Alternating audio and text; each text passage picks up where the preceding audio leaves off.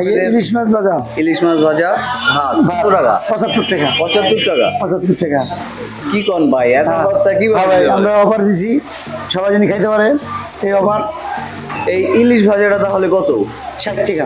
60 টাকা ইলিশ বাজারে ভাজাটা? 15 টাকা। ভাই একটা ইলিশ ভাই দেখছেন, তার সাথে একটা লেবু, দুইটা কাঁচামরিচ, ভাবা যায় 60 টাকা।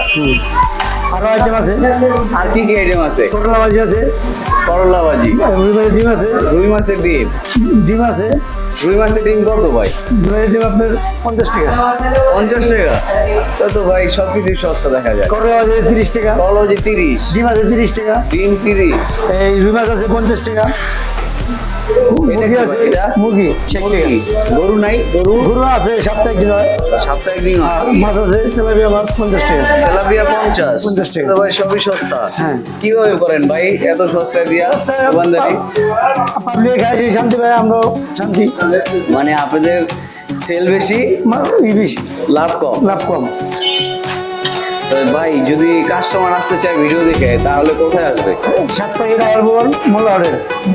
সাত পাখি নাহারবন মোল্লা হোটেল। মোল্লা হোটেল। সাত পাখি নাহারবন মোল্লা হোটেলে চলে আসবেন যদি আপনারা এই রিজনেবল প্রাইসে খেতে চান।